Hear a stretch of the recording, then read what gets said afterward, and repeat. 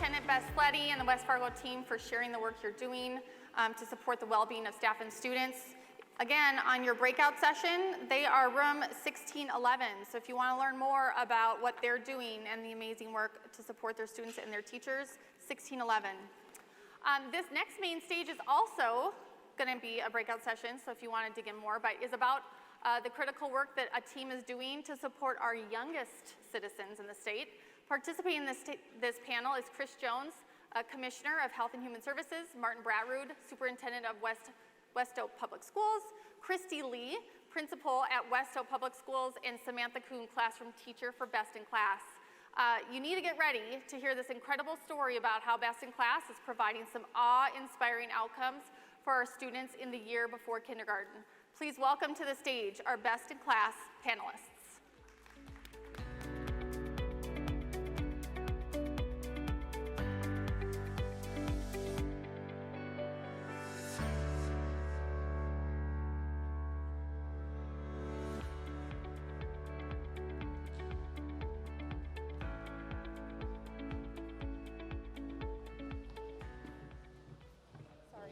Okay, I have to do one quick interruption because I forgot. We have two vehicles that are blocking the food trucks, and I know you're all going to want to get your food trucks.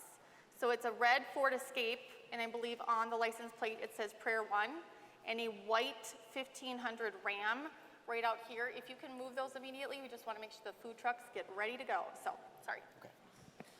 Well, good morning, everyone. My name is Chris Jones. I'm the Commissioner for the North Dakota Department of Health and Human Services.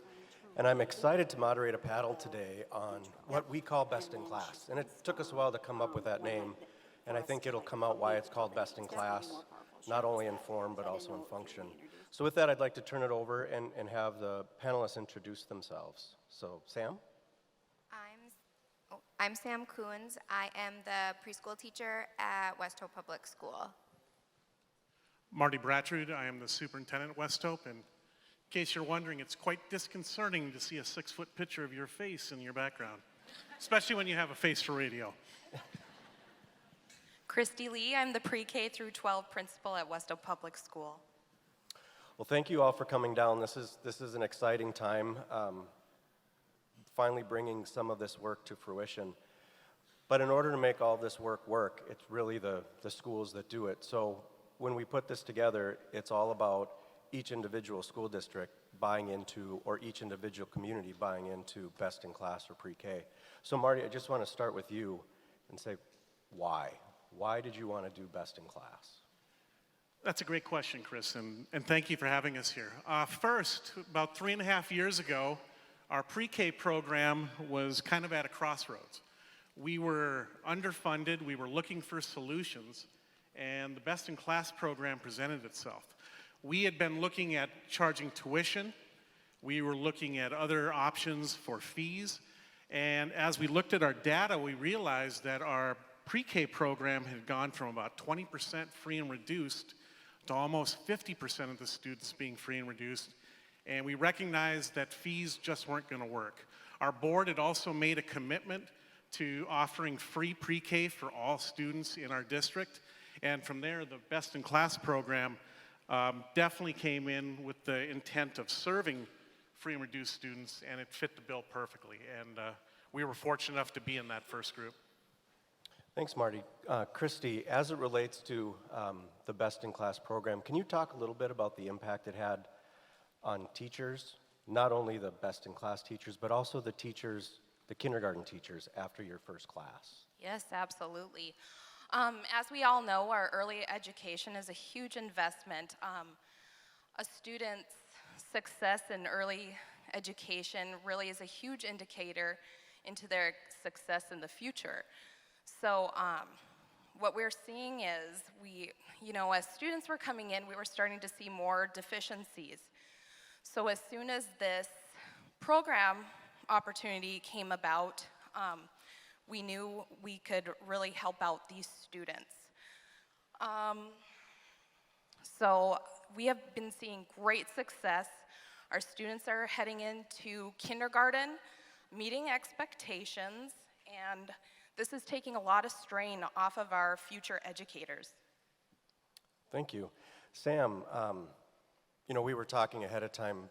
probably should give another round of applause for Maria Nesset, who really keeps us on track, because it's really tough to do that. And we said we would be flexible, so Sam said we could just sit on the floor and go with the flow as we needed to. But Sam, if you could talk a little bit about, you know, the kids and the impact it's had on the kids that you're actually teaching. So when I started teaching preschool in West Hope, we were going 2 days a week.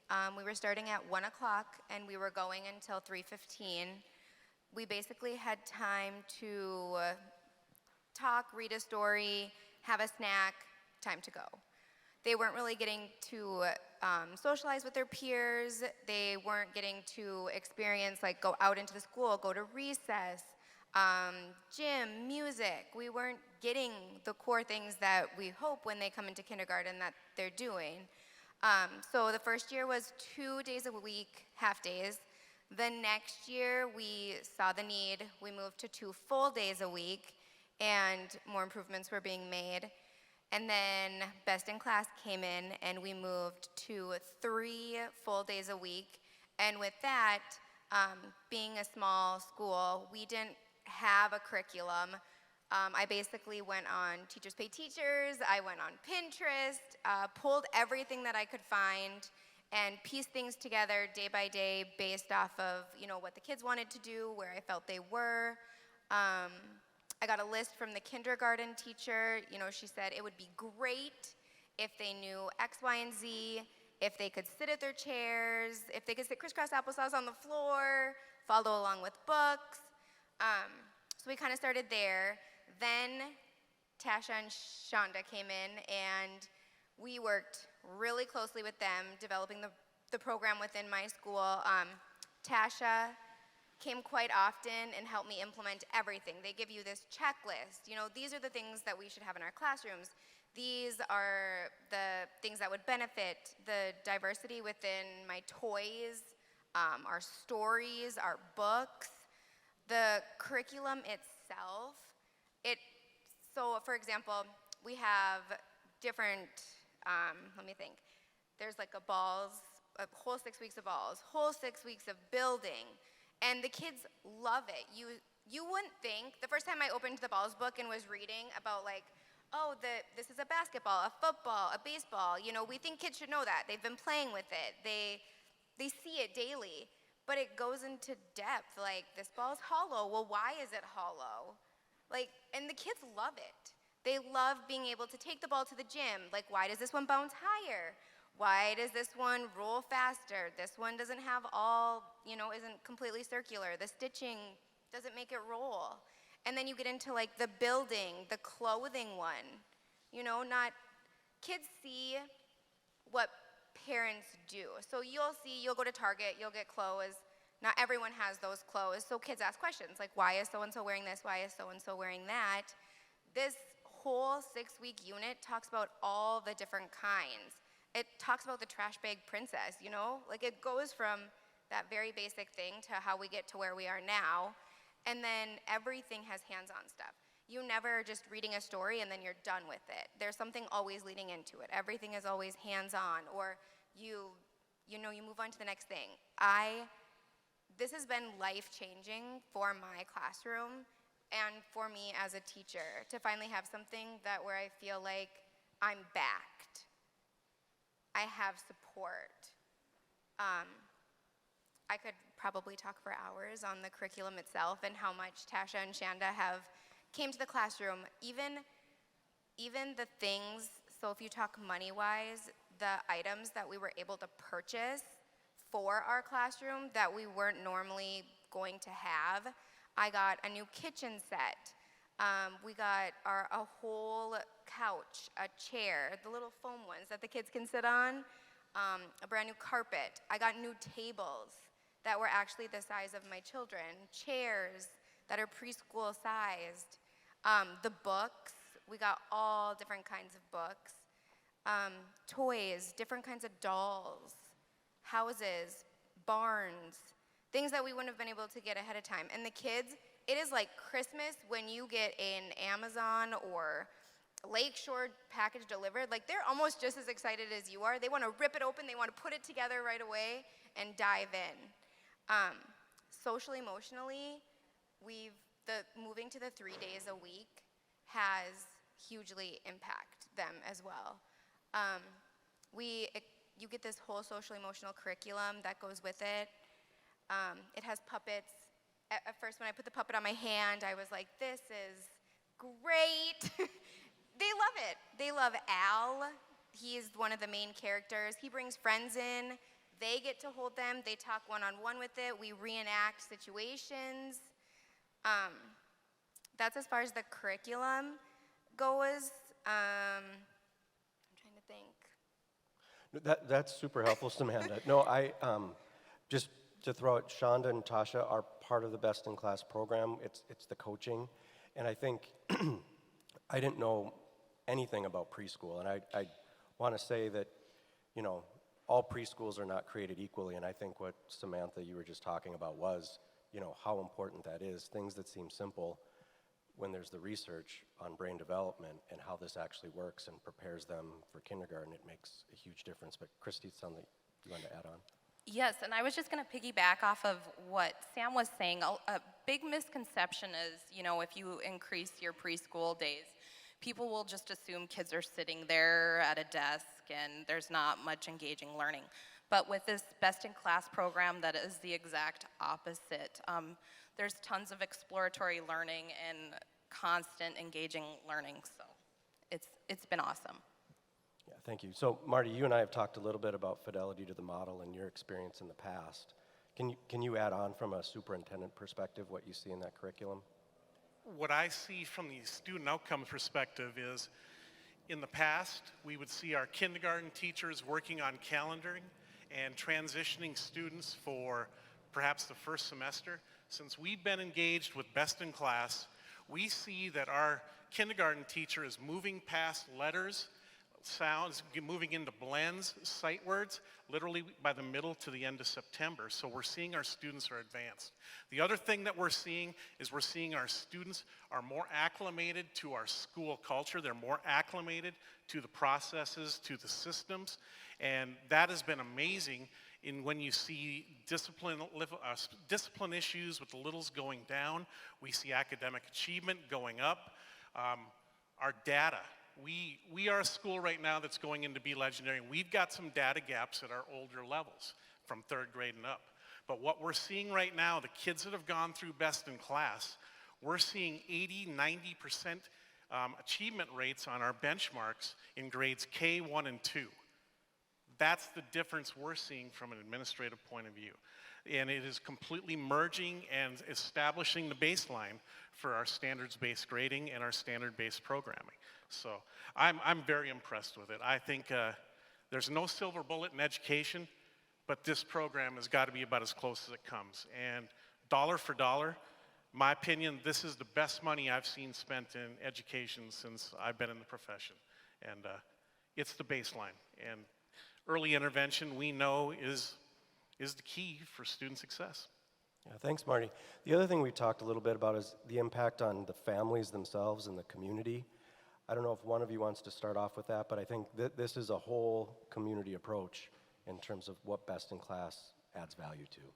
I know that with Best in Class, they do require and recommend that parents are just as involved as the teachers and the staff at the school. When they come into preschool, we do either have Waterford or Ready Rosie, and those are both things that they can do at home with their kids.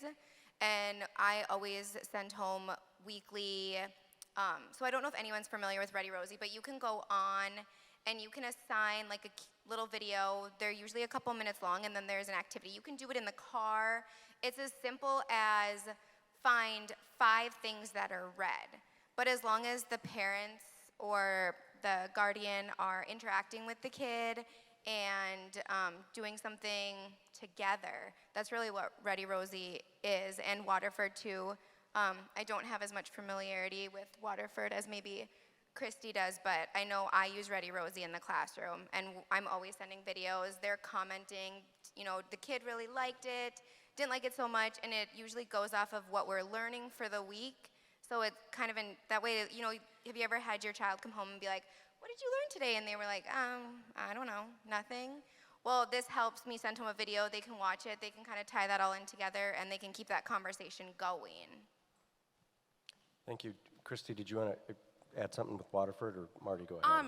Just a few years prior to us starting the Best in Class, before it was required to do any of these programs, my son did participate in the Waterford software, and it was a great experience for him. He did the math portion. There's a few different portions, I believe, science, math, reading, and he had learned an amazing amount during that time. So it was a great experience for us. Thanks. Marty, were you going to add? I'll also add with the parent engagement piece. In the past, we had to use a lot of child find work in order to look up, find all the students, even in our little small part of western Bottineau County. Now, because of the word that's gotten out, because of the engagement with the parents, their excitement with the program, them spreading the words to others, we have had not reach out to one parent in the last 2 years to join our program. They find us instead of us having to go out and find them. And that is a successful hallmark. Thanks, Marty. One of the requirements of the Best in Class program is you do that reach out specifically to those families that are lower on the socioeconomic status. And I think to your point in talking about Rosie and Waterford, it's actually helping the parents who may have not had the same skills built as a child to then be a successful parent as well. And I don't know if there's any examples you can give specifically around that. And that's okay if you can. I didn't prep them ahead of time, the questions I was going to ask. You're racking my brain.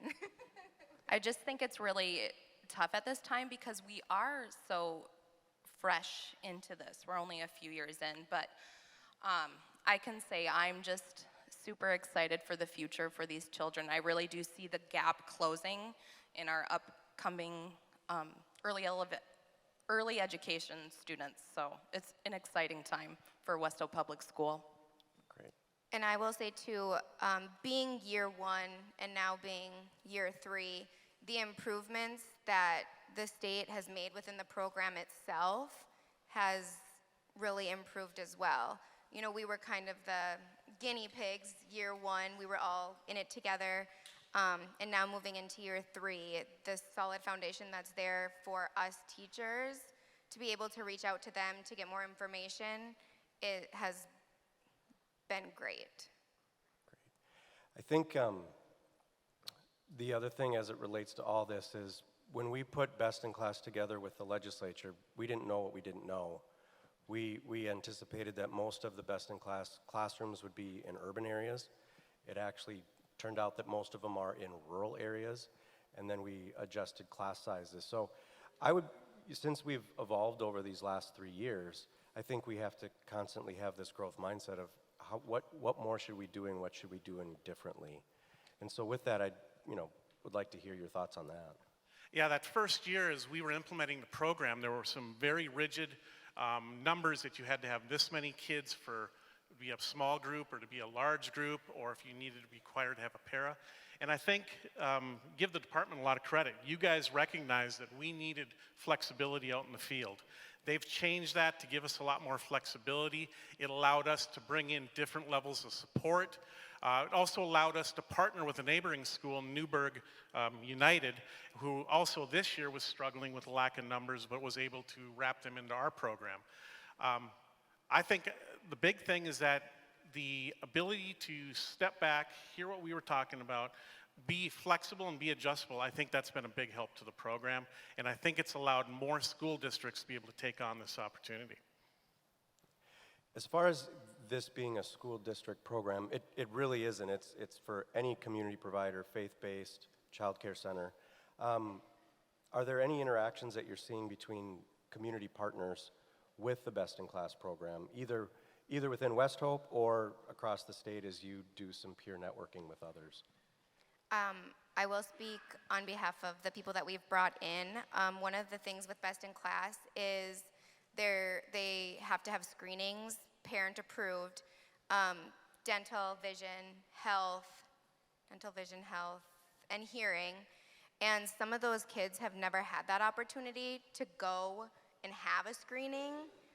Our school, for example, I had one little boy who his family just couldn't get him to the dentist. He had terrible teeth, couldn't eat, family couldn't get him to the dentist. They came in, looked his mouth over, and he actually got a referral and was able, with the work of the program and with us at the school, he was able to get in and get his teeth fixed. So, and I don't feel like we would have had that opportunity if we weren't bringing those people in.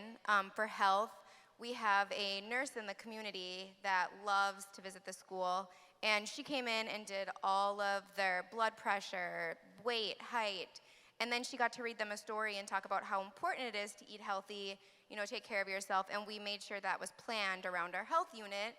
And then vision, they got done hearing, and we've actually had a lot of referrals for hearing as far as like fluid in the ears. It's been great, and the parents really like it as well. So I think that's been huge for us too as a small school. Yeah, thank you, Sam. I think the other thing is, you know, earlier, one of you said early intervention. And early intervention can mean different things to different constituent groups, and it's usually a program, and it's for this population. And I think we have to think of early intervention as little e, little I. It is a broad term, and how do we set everybody up for success and identify needs sooner so that they can be successful going forward. But Marty, I didn't mean to cut you off. Oh, no. Going back to community connections, another big thing that this program did, it took a lot of pressure off of our rural daycares. Many communities see that they have a hard time finding spots for kids. You get those four-year-olds out for a day for 3 to 4 days a week.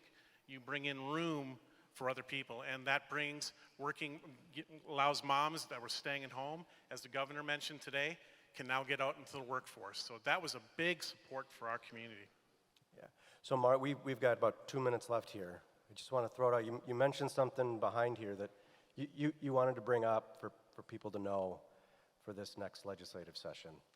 So I'm teeing it up about as easy, just throwing it out there to you. In case you're wondering how you get up on this stage, it's kind of by default.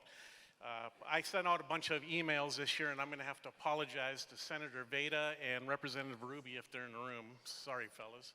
But I'm a huge advocate for this. This literally has been a bright, shiny star for our district. We have things we need to work on, but this is one thing right now that has put us on the right path. This is one of the great equalizers for families that are dealing with economically disadvantaged conditions. This literally is, it's not quite a silver bullet, but it's about as dang close as you're going to get.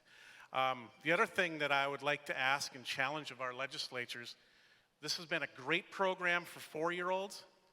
I hope teachers here will go back to your administrators and say, how do we get this program in our school? Administrators ask board members, how do we get this program in our school? Board members asking the community, do we need this in our schools? And I think you're going to hear a resounding yes. The other piece is that this goes beyond 4-year-olds. And I challenge our legislatures and policymakers, can we please start having a conversation about 3-year-olds? Because I believe that's the next step.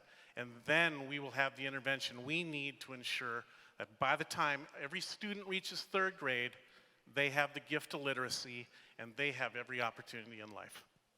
Thank you, Marty. So with that, just want to say thank you. This program wouldn't be successful if not for school districts like you and really digging in and working with us to create the best program. So with that, I'd ask for a round of applause for the West Hope Best in Class program.